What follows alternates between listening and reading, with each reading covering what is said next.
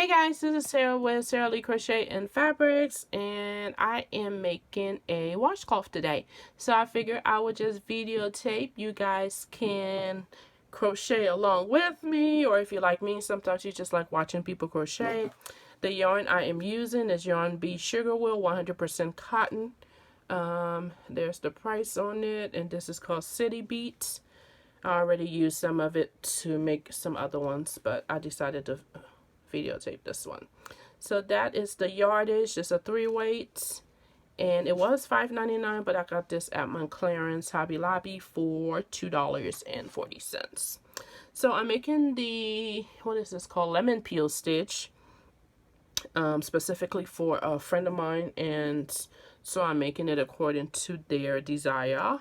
So the multiples is multiples of 2 plus 1. So for this one, I'm just doing 30 and then 1, so 31 stitches. So let me hurry up and do that. 1, 2, 3, 4, 5, 6, 7, 8, 9, 10, 11, 12, 13, 14, 15, 16, 17, 18, 19, 20, 21, 22, 23, 24, 25, 26, 27, 28, 29, 30, and 31. Okay, so I will include the tutorial because I really don't consider this a tutorial. It's just crocheting along with me. But the way this works is, so the second stitch from the hook, so there's 1 and this is 2, you will put in a single stitch, a single crochet, I'm sorry, and then after that you put in a double crochet, and then a single crochet and a double crochet, and you would just follow that pattern all the way to the end and keep going. So anyway, I'm making this for a friend who happens to live in her van, and it's just not like a regular, you know, everyday van. She has it customized to where she has a bed that folds in the back, really comfortable, and then she even has like a built-in like little bathroom and everything. So, and she even have a little kitchen with the sink. I mean, it's really neat how she has this set up. And what it is that she travels quite a bit in the van itself, and so she really never has to get hotels and stuff like that. And when the borders was open, she would travel to, you know, Canada and all of that. But anyway, what when she travels overseas, she'll sometimes, if she's within my area, she can park the van in my driveway, of course, and you know, of course I don't charge her for that. Or if she's going overseas and she's not in my area, she'll sometimes, most of the time anyway, she'll go ahead and get a cheap storage unit, you know, for like a month or whatever. She's going to be traveling for that amount of time, and, you know, just pick it up when she comes back. Well, anyway, this one time she couldn't find a storage unit, so just to interrupt the last stitch, since it started off with a single crochet, the very last stitch you always end up with the double crochet. So did the double crochet there, and then chain 1, and since the last one was a double crochet, the first stitch over that double crochet will be a single crochet, and then where there was a single crochet on the last row, a double crochet will go into that, and you just keep going with that pattern. All right, so I'm going to keep going with that, and like I said, I will leave the link to the tutorial because I don't really view this as a tutorial. It's just kind of me crocheting and talking, and then I will show you guys the end result in a little bit. But anyway, so she parked her car at the airport parking, and when she came back, it was broken into. So they took the, I think it's called catalytic converter. I know I'm saying that wrong, but you guys know.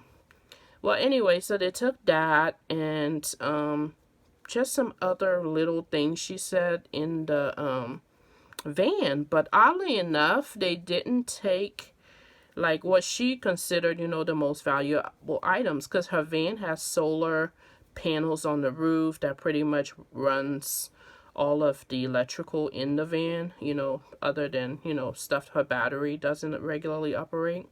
So they didn't take that, and they didn't take all of the electronics in the van, anything like that, her laptop. They just took really silly stuff, like they took some blankets, just silly stuff like that. But one of the things they did take, I had made her some towels a while back. Okay, so at this end, we are finishing off with a double crochet again, chain one, turn in. And so since we finish off with a double crochet, we're starting off with a chain and a single crochet, and just going on with that same pattern.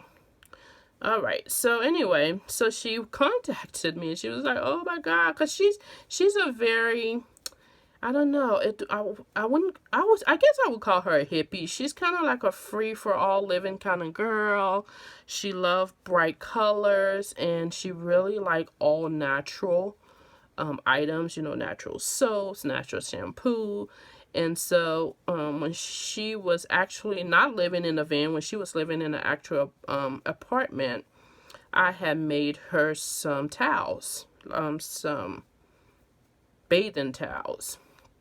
And so she really liked them. And so when she moved into her van, you know, when you move into a van, you really have to pick and choose what you take with you. So I was super proud when I was in her van and I seen that she had chosen to bring all of the towels that I made her. You know how crocheters are when we see that people use our items. You know, it's like, I was so proud. I didn't say anything, but I was like, oh my God. You know, of all things, she chose to bring those towels. But anyway, those were one of the things they stole. So I'm kind of proud, like a little bit, because I'm like, of all things, they stole some towels. You know, like, these are bathing towels. But anyway, weird, but, you know, I was a little undercover proud anyway. But she was like telling me all the stuff she stole. And she was like, oh my God, Sarah, they took the towels. And I was like, really? And she was like, can't believe they would take used towels. But anyway, so she was like, do you still make those? And I was like, well, I really don't, but yeah, I'll go ahead and make you some. I'll see, you know, what I have as far as cotton, because I don't have too much cotton yarn usually. And so these are what I'm making for her. Now I will tell you, like, usually the hand towels I used to make before for myself, they used to be more tightly woven. Like I used to use like a 3 hook with a 4 weight yarn, just because I wanted them tighter. And I had made one, when I made hers, I had actually used a larger needle just because I wanted her to see, you know, just give her an example of what the towels would look like. It wasn't really the intention of making hers like that, but she really liked it with the larger needle being used, because it had more, as you can see, kind of more space in between it. It's not as tight. And she really liked that. So she says that when she puts soap on it, it suds up better because it's not really tightly woven. And then also it dries so much quicker after use. So I did remember that, and so I make whenever I make towels, which is not often, I usually make them that way. Now these, I assume, is best for like bathing towels, not for like kitchen towels or anything like that. But yeah, she really liked that, so I remember that, and that's how I'm making it for her this time. So she loves color, so this was the most colorful, girly-ish yarn I had. So this is what she is gonna get. Okay, so for this part, so I made about, how many rows is this? Like 3 or 4, I'm not sure. So that's how it looks like at this point. And then let me go to the next After you make it according to how long you want it to be, so like this one, sorry guys, and then the way I kind of determine, I just do a triangle, and if it kind of looks like if, you know, matches, then that's square enough for me. So that's what I did. And so now pretend that other one is at the end. So I'm happy with these amount of rows. And she's a teeny tiny little thing anyway. So this size towels work perfect for her. And just to give you guys a measurement, look, I'm matching. Hey, I have it together today. I have my little scissors that matches. This is 9 inches. So, yeah, it's about the same. 9 by 9.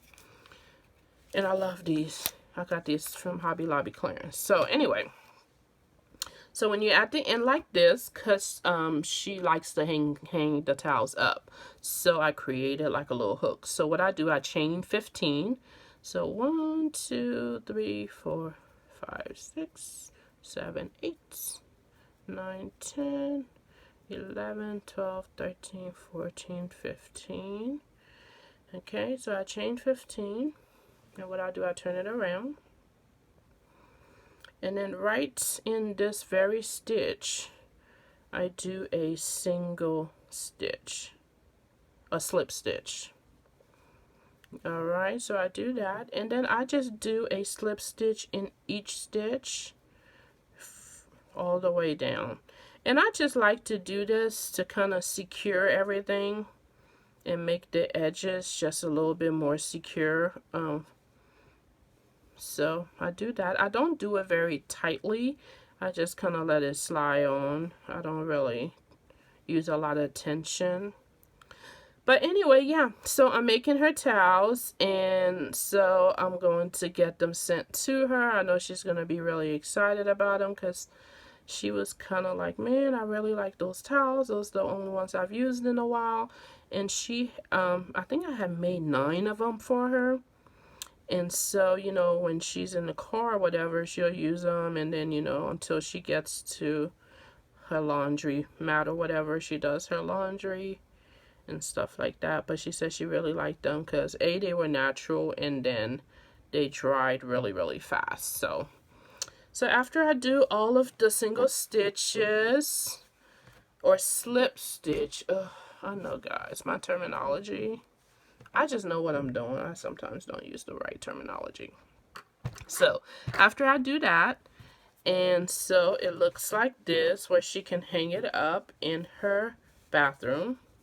Okay, so she hangs it up like that. And then now it is time to weave in the ends. So I have one where I've already done the slip stitches throughout, and then it's time to weave in those ends. So I'm sure you guys know how to weave in ends, but I might as well do start to finish, right? So I just, on my needle, I'll just go in anywhere, honestly, and I'll just pull it through, and then make sure I'm not going in the exact same spot. I actually like to go in between the threads and then kind of go in between them, pull it out. I do it about 3-4 times, just whatever I think is enough. I do it a little bit more with towels because towels are just really, really used. It's not like a blanket or whatever that may not get laundered for a while, but towels get wet, you know, quite often. So I just like to be a little bit more detailed when I weave in the ends and do it a little bit more pass-throughs. So okay, so this will probably be my 4th or my 5th, I'm not sure. Ooh, getting a little hard to go through there. Pull that, tag it, tag it, tag it. All right, so I got that done, and then I just will cut it, guys, and stick my little thing right here. And yeah, that's the towel. And this is another one that I will weave in the ends in just a second, as you saw. And then, yeah, so out of this yarn, I think I may get about 4, maybe even 5 towels. So that's not a bad deal at all. But yeah, guys, this is after I weave in that ends. But yeah, this is what I'll be doing today. And so I can't wait to get to some of the pinkish colors. I think she will really appreciate it. But anyway, thanks guys for watching. If you have any questions, let me know.